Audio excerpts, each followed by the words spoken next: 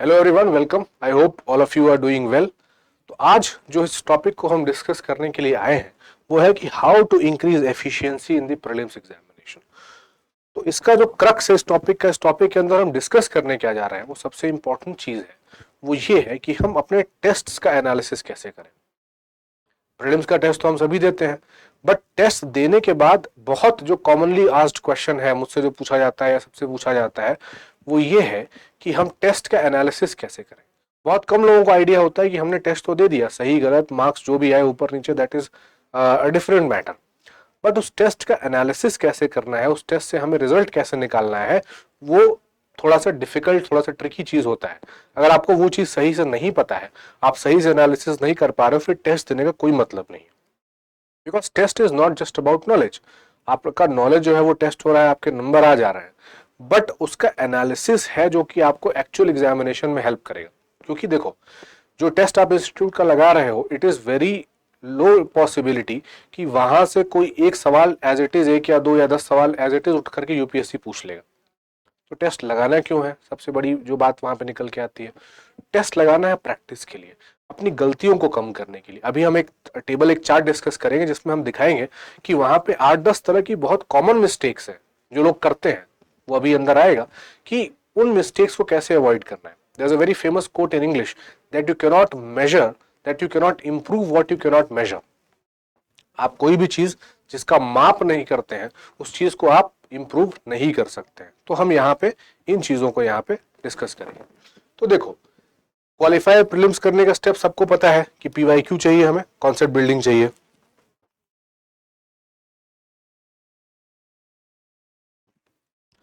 सबको पता है कि हमें पीवाईक्यू सॉल्व करने हैं और कॉन्सेप्ट बिल्डिंग करना है।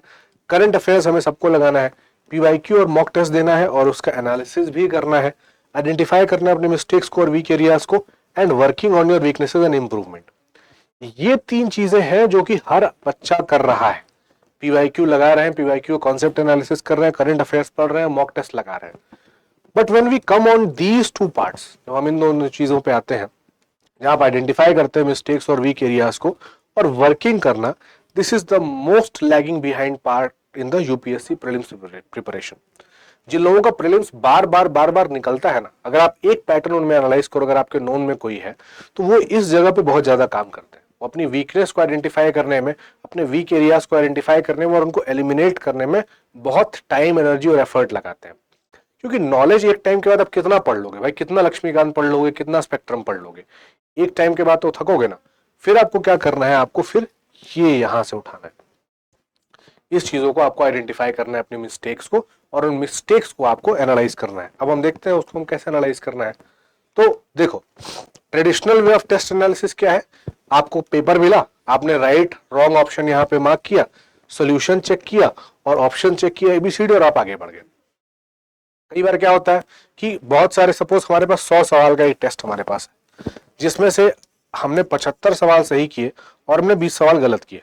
टोटल हमने अगर सपोज 95 अपना अटेम्प्ट मान करके चलते हैं, इस 75 में बहुत से ऐसे सवाल होते हैं जिसमें हमने कुछ एजुकेटेड गेस, कैलकुलेटेड गेस लिया, कुछ जगह पे हमने थोड़ा अपना कॉन्सेप्ट लिया, उसको लिया, और कई कई जगह सपोज ऐसे होते हैं 10 से 12 सवाल, आपके भी होते होंगे, जहां 10 से 12 सवाल जो कि गेस से, मतलब एक थोड़ा ब्लैंक ब्लाइंड गेस या फिर एक थोड़ा सा कॉन्सेप्चुअल क्लैरिटी का गेस था और वो लगाया हमने और वहां से हमारा लग गया, तो वो तुक्के के तौर पे लग गया।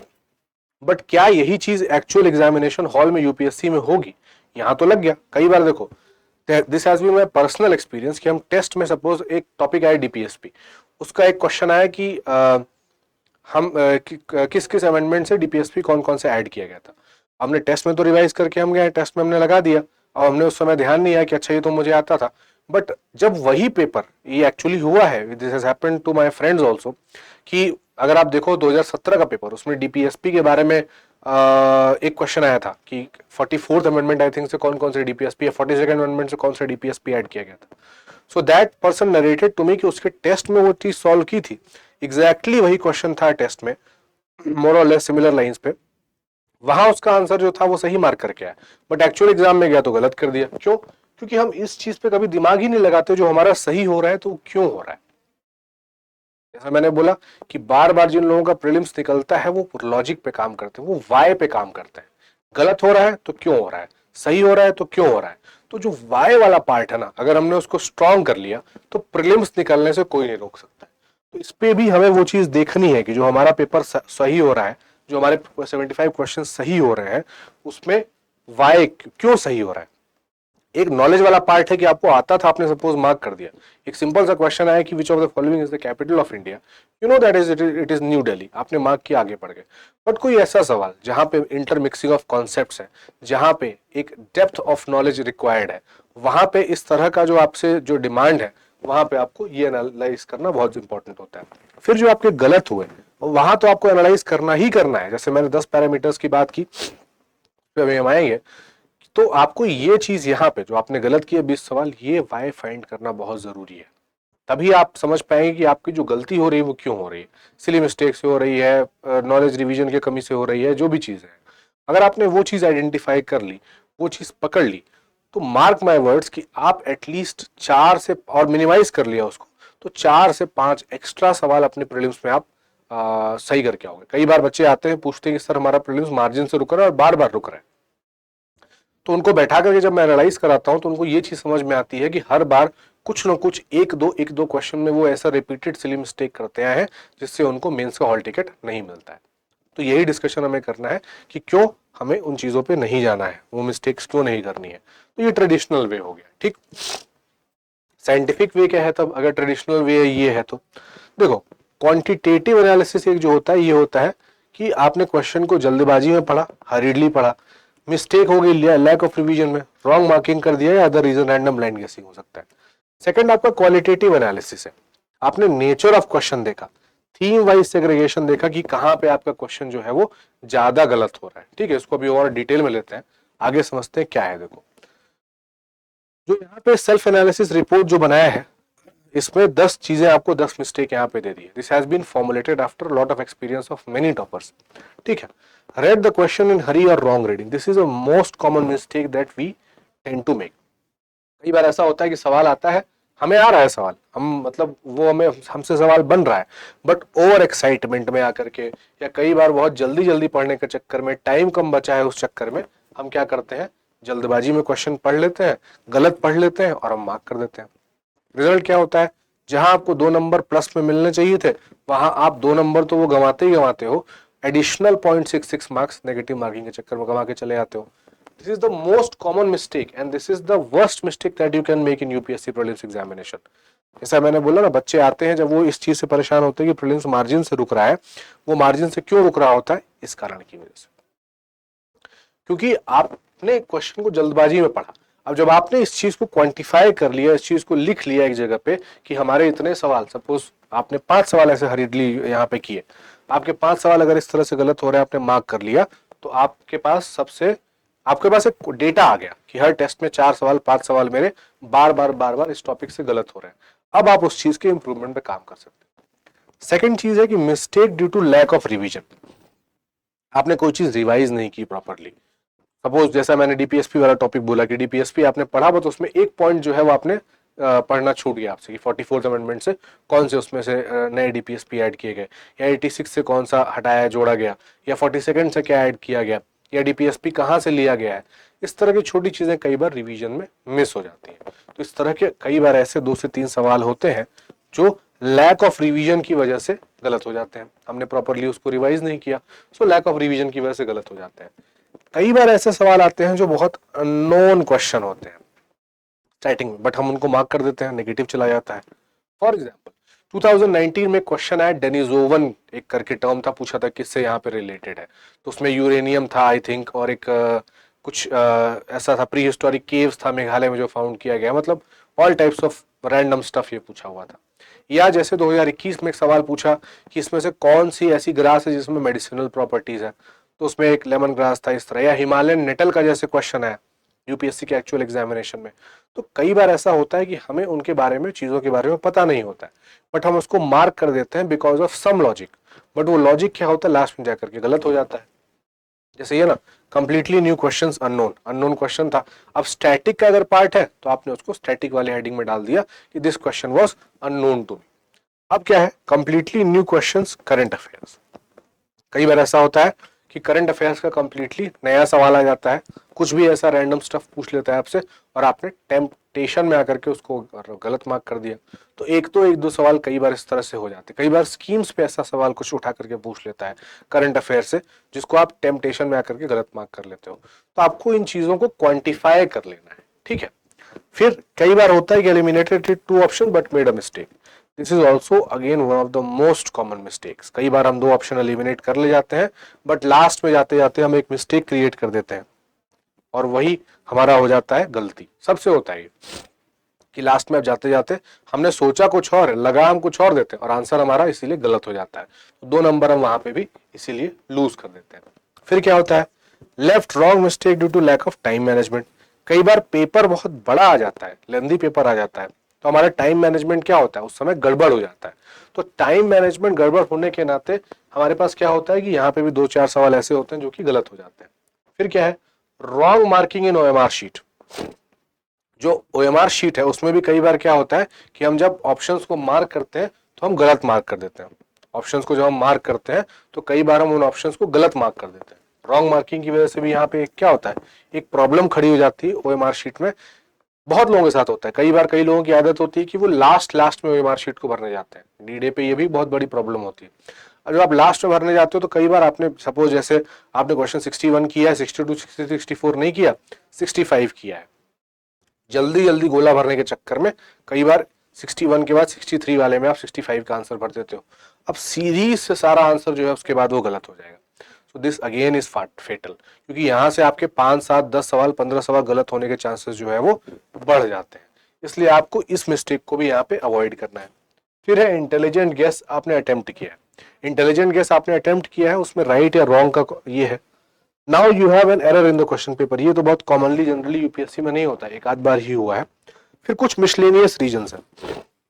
मिसलेनियस रीजन में जैसे मैंने बोला ना, कई बार हम क्वेश्चन को सही मार्क करते हैं बट हमें पता नहीं होता हमने इसको सही कैसे मार्क किया, तुक्का लगा देते हैं। या नॉलेज का मतलब होता है हमें बट उसका थोड़ा नॉलेज है, कुछ हमने इधर उधर की चीजें लगा करके उसको हमने सॉल्व कर दिया, तो कई बार वो गलत भी हो जाता है। तो आपको मिसलेनियस रीजन में यही चीज नोट करनी है कि वो जो गलती हो रही है आपसे वो क्यों हो रही है, ये आपने नोट कर लिया। और जब आपने ये चीजें बना ली, ये लगभग 10 पैरामीटर्स पे आपने क्वेश्चन देख लिया कि आपके किसमें किसमें गलत हो रहा है, आपको यूज कैसे करना है।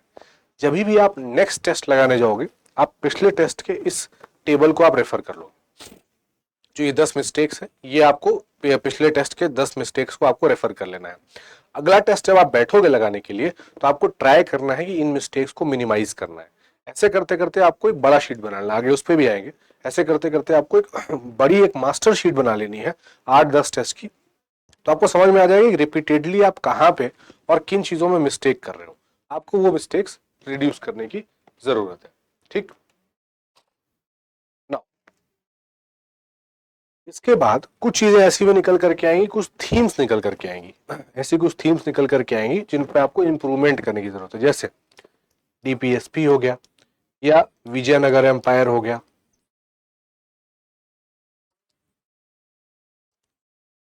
ठीक है, इस तरह के आपके 5-7 थीम्स निकल करके आएंगे जहां आपको इंप्रूव करने की जरूरत है। थीम का मतलब ये नहीं कि आपने लिख दिया पूरा पूरा मेडिवल हिस्ट्री में इंप्रूव करने की जरूरत है, no. Specific thing medieval history में भी करना है, तो मेरी ये टॉपिक से चीजें गलत हुई, ये टॉपिक मेरा कमजोर है, इन चीजों पे मुझे और ज्यादा काम करने की जरूरत है। इससे आप चीजों को बहुत ज्यादा नैरो डाउन कर पाओगे। जितना आप चीजों को नैरो डाउन कर लोगे उतना आपको अपनी मिस्टेक्स को आइडेंटिफाई करना जो होगा वो इजी हो जाएगा।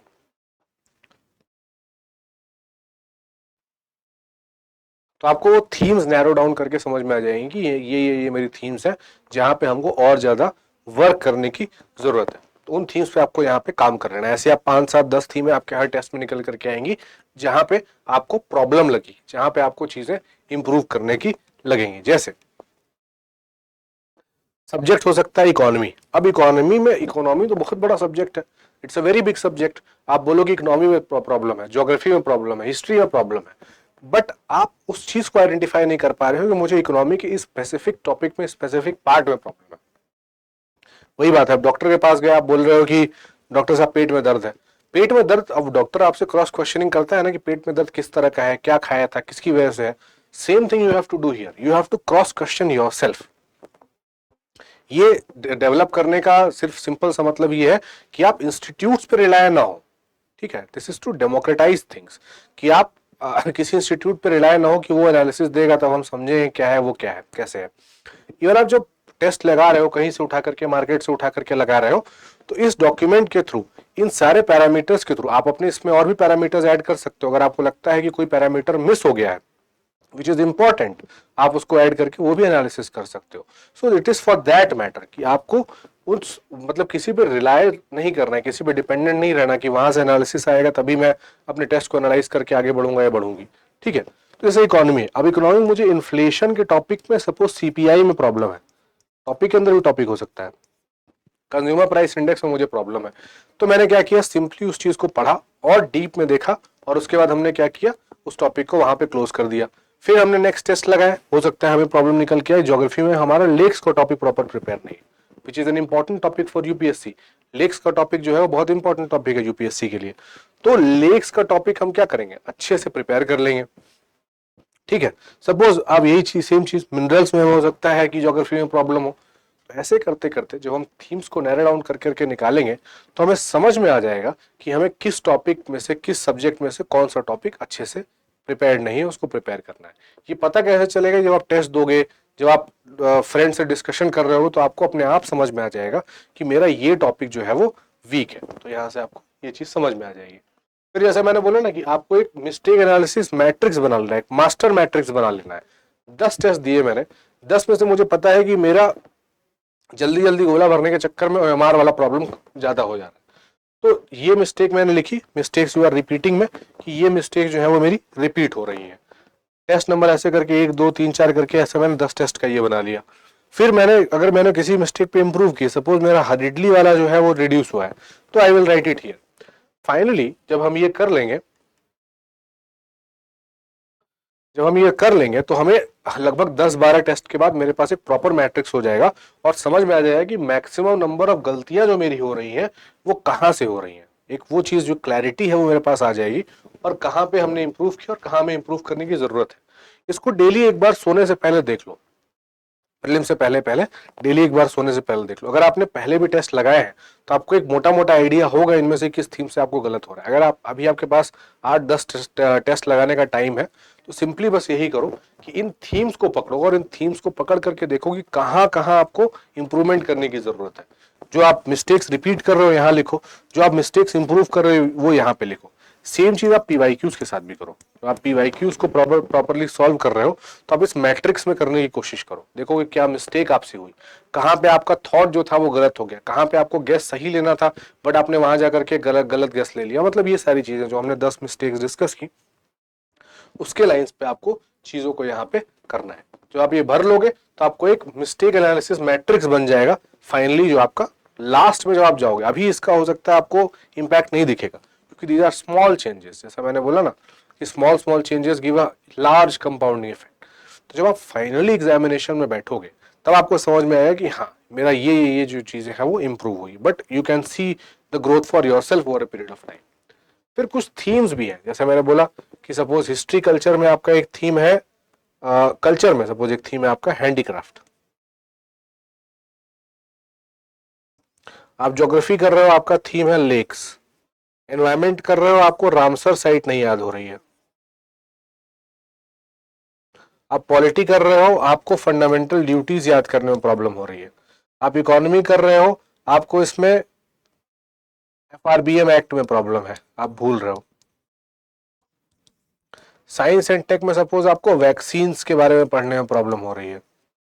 करंट अफेयर्स में आपके कुछ 2-4 टॉपिक ऐसे जो ऐसे करते करते आपको सारे टॉपिक्स को इस मैट्रिक्स में लिस्ट कर लेना है, जिन थीम्स में आपको इंप्रूवमेंट की जरूरत लगती है। ऐसे करके आपको इसको कई लेयर्स में बना लेना है।